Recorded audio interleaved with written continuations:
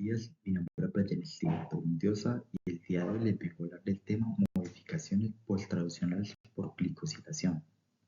A manera de índice tenemos qué es, tipos, para qué sirve, cómo, cuándo y por qué ocurre, y finalmente la bibliografía.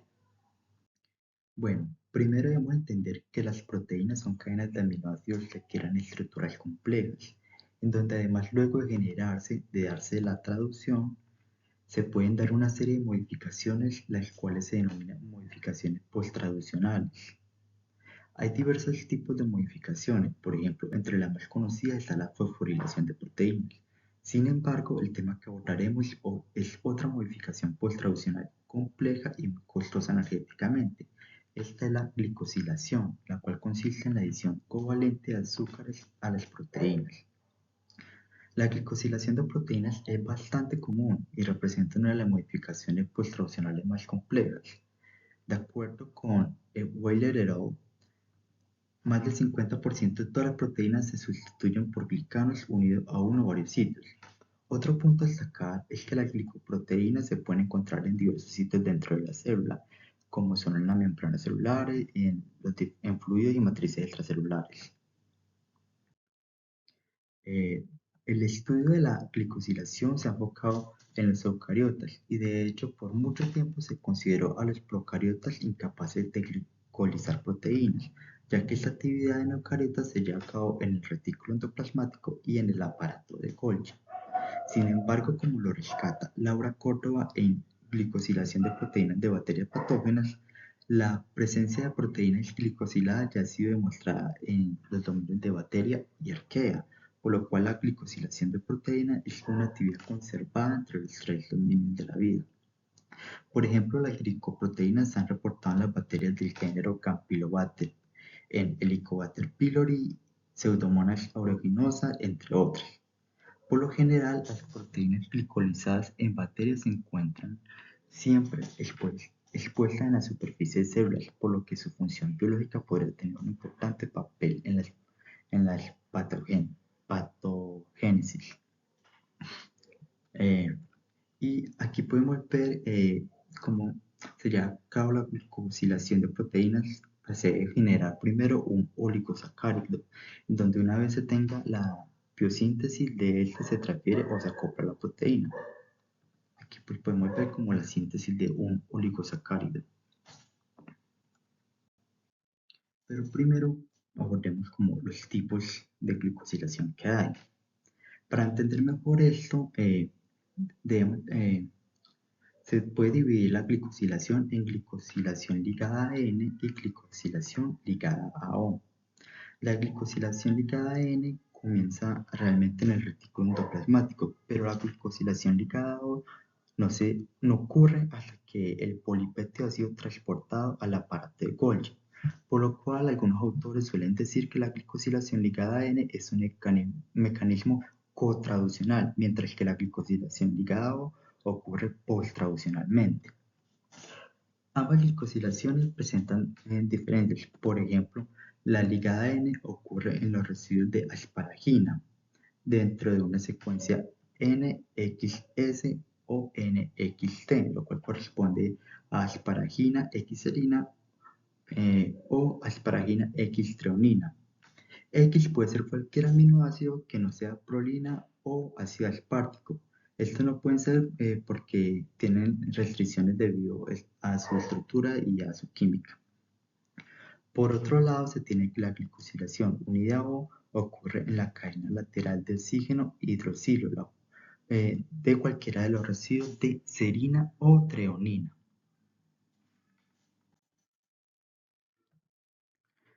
Por otra parte, tenemos que los N-glicanos se dividen en tres clases principales, los cuales son altos en manosa, los híbridos y los complejos. Por lo cual, de acuerdo con Salinas, Martin et al., los N-glicanos en manosa pueden tener entre 5 y 9 residuos de manosa. Los híbridos presentan residuos de manosa en la antena alfa 1,6 y una o dos antenas con diferentes grados de extensión en alfa 1,3 manosa. y los complejos tienen entre 2 a 4 antenas que difieren entre el grado de extensión, generalmente terminadas en un ácido sálico. Y en esta imagen lo que podemos ver es como una representación de un ligado a N y un ligado a O.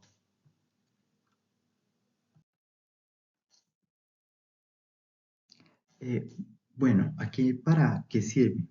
De acuerdo pues con Luque y Herráez, entre las principales funciones están, por ejemplo, la formación de la proteína, lo cual pues contribuye a establecer la conformación de esta. También que se aumenta su estabilidad, por ejemplo, frente al calentamiento y también a su resistencia ante la digestión de proteínas. Asimismo, hace que las proteínas sean más hidrofílicas, de este modo aumentando su solubilidad, por lo cual facilita su interacción con las células del entorno. Y también dice que aporta a estructuras individualizadas, esto que media la interacción con receptores específicos y son importantes en determinación antigénicos.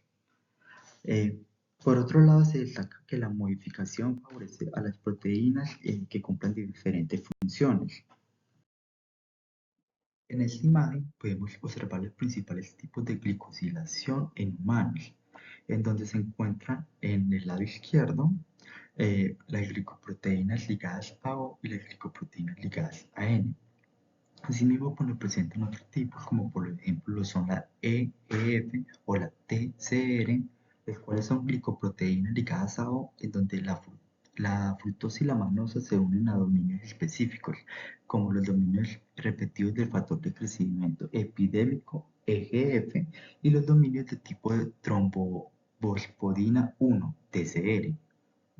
Asimismo, pues nos presentan lo que son los proteoglicanos, que son los glicosaminoglicanos, los cuales son cruciales para la formación del glicocáliz, el cual es esencial para el mantenimiento de la membrana celular.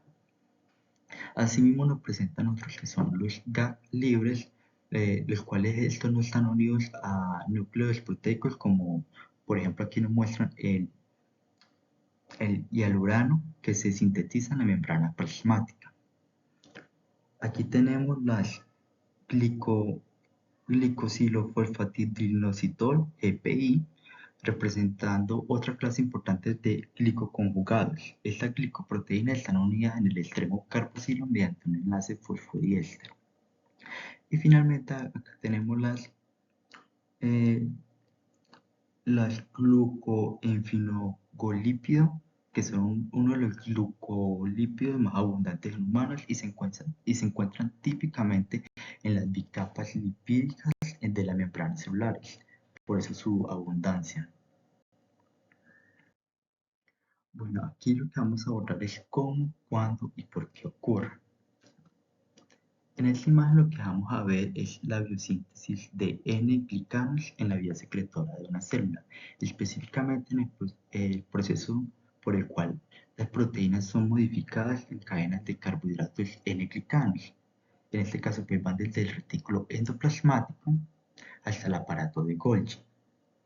Como pues primer paso podemos decir que lo que tenemos es un precursor, el cual contiene 3 glucosas, 9 manosas y 2 N-acetilglucosaminas, unidas a un lípido llamado dolicolfosfato, el cual es sintetizado por la OST, los cuales corresponden a las siglas en inglés oligosacaridtransferasa. Posteriormente va siguiendo unas modificaciones por las sufre modificaciones por las alfa-glucosidasas. Y pues lo que tenemos acá es que una vez pase todo este tipo de modificaciones, lo que pasa es que sale del retículo endoplasmático y es transportado al aparato de Golgi. Una vez en el aparato de Golgi, lo que pasa es que pues tiene fases en sus diferentes partes del aparato de Golgi. La primera, que sería la parte cis, lo que va a hacer es que ahí los N-glicanos son recortados por las manosidasas, como se ve acá, y se inicia la modificación por enzimas, este tipo de modificaciones. Posteriormente se pasa a la parte medial del aparato de Golgi, en donde se agregan unidades de N-acetilglucosamina por medio de N-acetilglucosaminotransferasas y de galatasas. Por la galatosiltransferasa. Una vez suceda esto, pues pasa a la región trans del Golgi, la cual es la etapa final. Las cadenas de carbohidratos pueden ser terminadas con ácidos ciáticos mediante cialitransferasas. Por último, pues se tiene que la estructura final de los N-glicanos depende pues de varios factores, como son los niveles de expresión de las enzimas involucradas, la accesibilidad de los sitios de glicosilación en la proteína, entre otros.